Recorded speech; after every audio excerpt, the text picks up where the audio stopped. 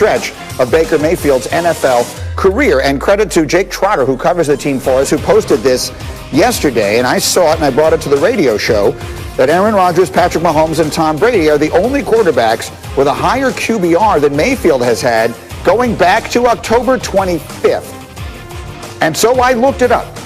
And coincidentally or not, that is exactly when Odell Beckham was lost for the season. So we'll make this a change my mind. And I want to make it clear that this is not a value judgment on how good a player Odell Beckham is, because when Odell Beckham is healthy, I still believe he is as good as practically any receiver in the NFL.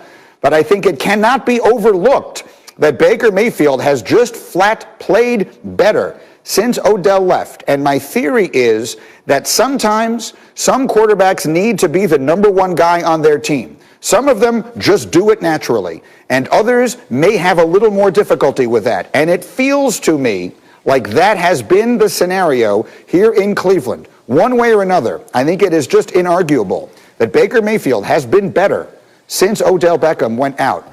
Dominique Foxworth, do you want to change my mind? So first of all, it's hard to argue with the numbers, but you understand that just because there is some correlation, that does not mean that is the cause. Like, it's impossibly hard for me to imagine that a team is better without a more talented player. And my assessment of that, it reminds me a bit of the Carson Wentz situation, where some people suggested that drafting Jalen Hurts impacted Carson Wentz so much psychologically that he was bad.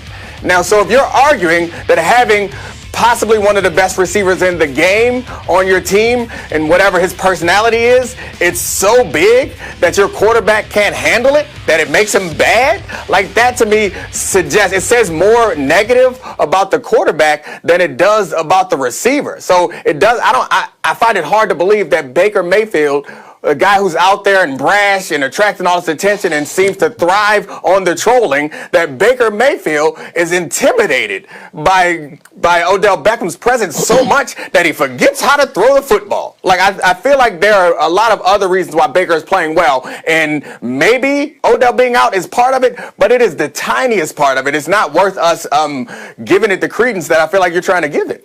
I think you just took what I said and attached a lot of words I didn't use. I didn't say intimidated. I didn't say that he wasn't terrible and then became great. But I do believe that your initial point is right. Is there a correlation or is there a cause? That is the question we're trying to get to the bottom of, and it feels more and more to me like it is the cause. Desmond Howard, what do you think? I put it to you like this. This is the holiday season, right? So you have toys as a child. And then during the holidays, you get a special toy. Well, you get this new toy, and the inclination is, I want to play with this new toy. I want to try it out. And then you don't really give a lot of attention to your old toys. That's Odell Beckham coming to the Browns. So you get this transcending type of talent. This guy is a guy who the offensive coordinator says, when I'm game planning, I got to work him into the game plan. We got to get it to him. And so the quarterback is saying, okay, I got this new toy. I got to get the ball to him. I got to, feature this guy.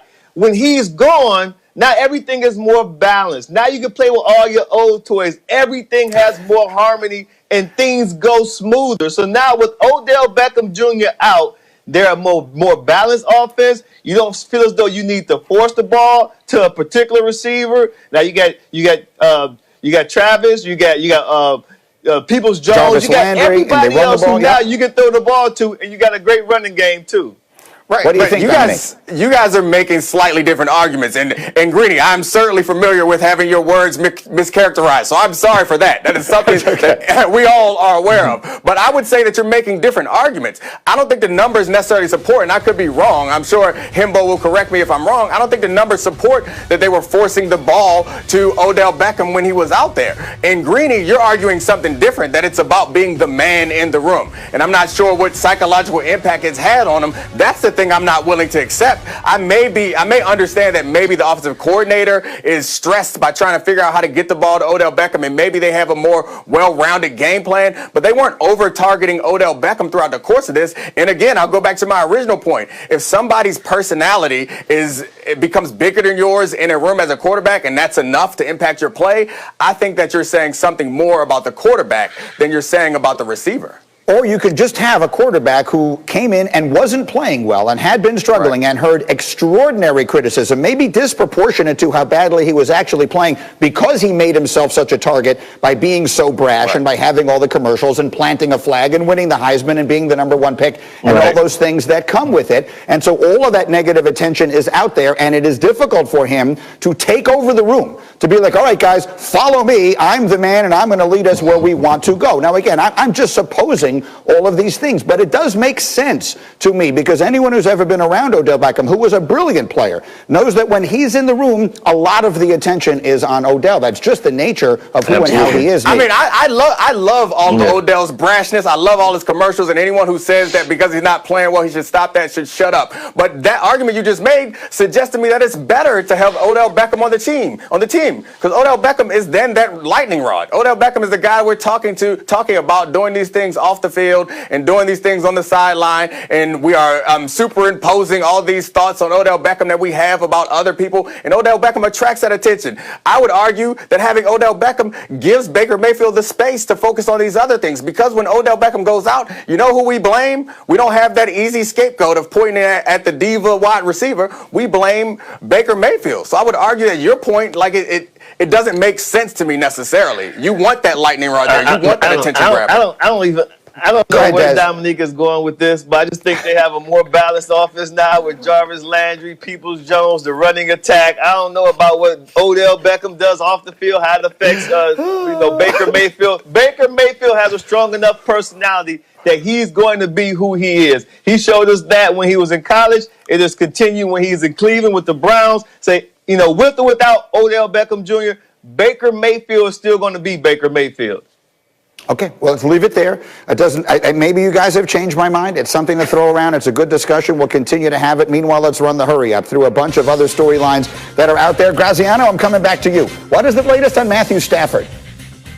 Matthew Stafford has an injury to his rib cage area. It's not fractured ribs, but he is in pain and discomfort, and a lot will depend on how he gets through the practice week. Stafford has a history of toughing out injuries, but this one could be difficult. It may be that they need a backup quarterback to start for Detroit this weekend.